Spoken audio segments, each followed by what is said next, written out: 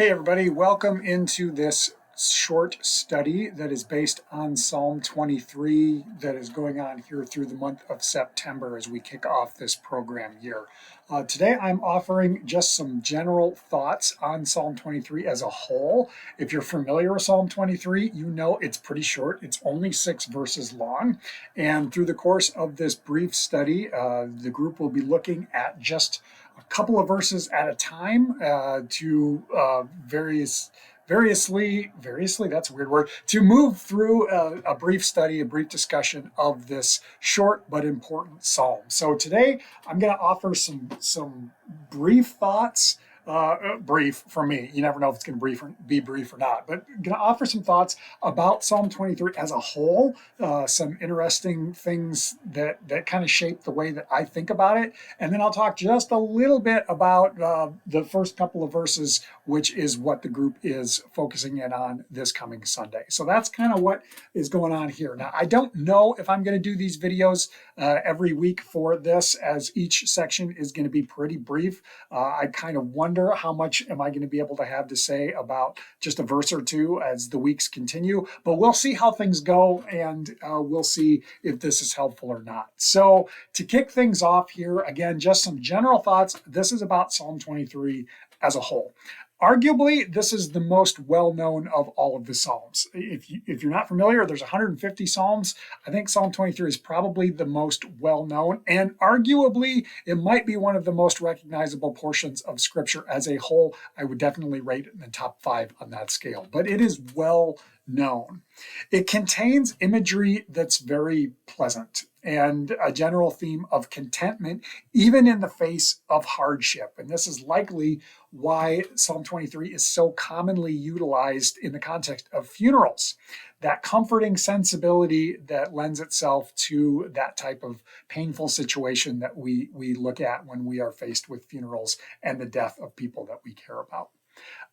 There are 2 transitions within Psalm 23 as a whole that I want to mention. I think they're worth noting. Now, the first one is the transition of talking about the Lord or the shepherd that's found in verses 1 through 3. The author is talking, or the speaker is talking about the Lord. And then in the tail end, in verses 4 through 6, the author transitions into talking to the Lord, of speaking to the Lord. It gives a sense of acknowledging gratitude for the action of the shepherd and a recognition of the care that's being extended to the author or the reader or the speaker, however you want to refer to the focal point there within the psalm. So that's the first transition. And the second transition that I find really, really interesting in terms of this psalm is the imagery or the wording. If we pay attention to it, we begin to see the proximity of where is the Lord? Where is the shepherd in this? We first hear that the Lord leads me. We hear that in verses 2 and 3. Then we hear that the Lord is with me. That's present in verse 4, and maybe we can make the argument is also present within verse 5. And then we hear that the Lord follows me or pursues me, depending on your translation, in the final verse, in verse 6, because after all, who is it that is the source of that goodness and mercy which is following along behind? So if we think about this, that the Lord leads, the Lord is with, and then the Lord follows or pursues, we see that the presence of the Lord is surrounding us as the reader or as the speaker or the author of the psalm. So those 2 transitions I think are worth noting and are of interest when we consider this psalm. Now, the way that the psalm opens up is very telling about some of the history that lies behind it. The Lord is my shepherd. So what's the significance of shepherd imagery? Now, within the context of the nation of Israel, or perhaps the culture of Israel, or the Jewish culture, if we want to say that, at the time, which in David's day, King David, would be roughly 900 to 1,000 years before Jesus. Shepherd was a term that was applied to the kings, or those who are tasked with leading the people of God. Now, this is especially true within a lot of the various prophetic writings that we have within the Old Testament, would become increasingly especially so as we move beyond the history of in and around David and through some of the continuing monarchy and even into the divided monarchy a little ways down the line when Israel and Judah would split into two different kingdoms, or the divided kingdom. We hear that the imagery within the prophetic writings of the shepherds very much is referring to those kings. Now, I already mentioned King David, and the Psalms are attributed to David. Whether he actually wrote them or not is, of course, is a subject of debate. But 23 in particular is attributed to David. A lot of Bibles will actually even say that. As I'm looking at mine right here, Psalm 23, a Psalm of David. So it's definitely attributed to him. And while it reflects the wisdom of age, the general sensibility of the psalm itself, David's familiarity with being a shepherd points to his childhood, or perhaps when he was a teenager. Now, at the time, he may or may not have been overly familiar with the idea of kings or kingship, depending on when he became aware of King Saul. King Saul was the first king of Israel, of the United Kingdom of Israel. He was David's predecessor.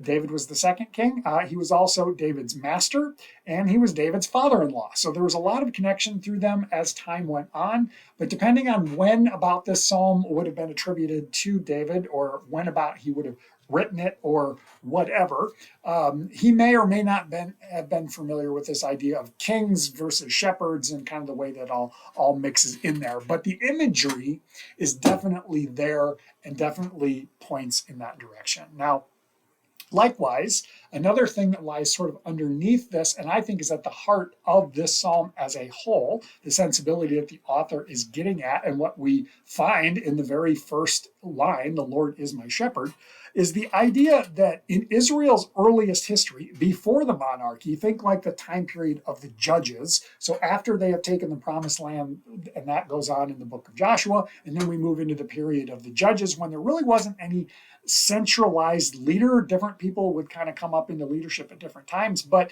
at that time, God had said, I will be their king. I will be the one that cares for them, the one who leads them. And that will be, and that is what so they don't need a king.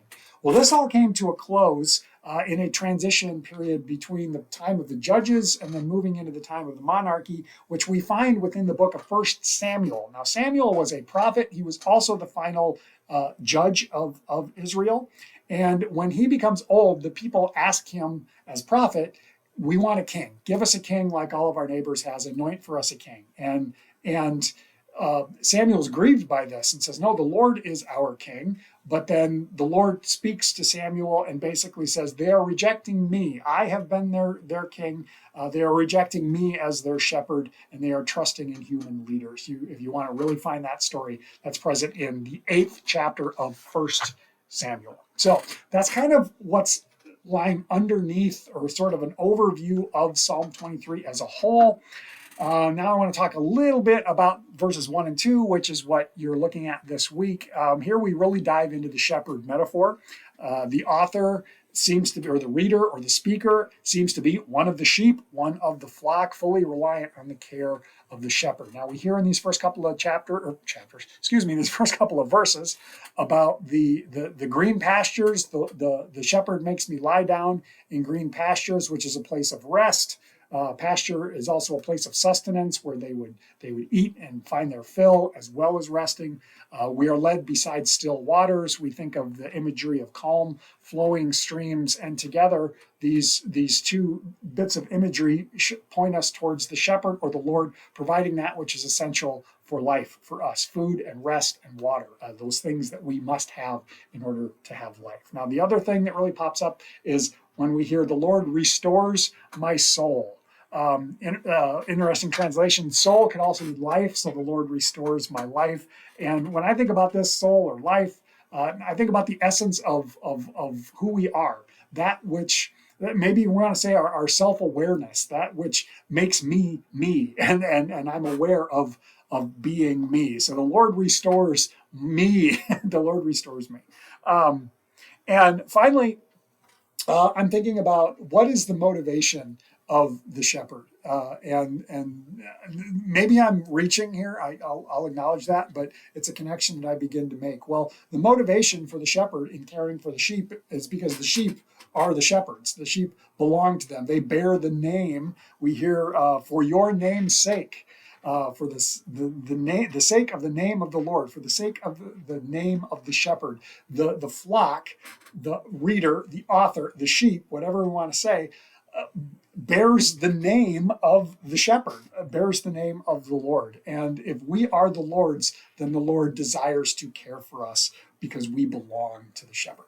So those are just a few brief thoughts on the first couple of verses of Psalm 23, as well as a fair amount of thoughts on Psalm 23 as a whole. Hope that your discussion goes well, and we'll talk to you later.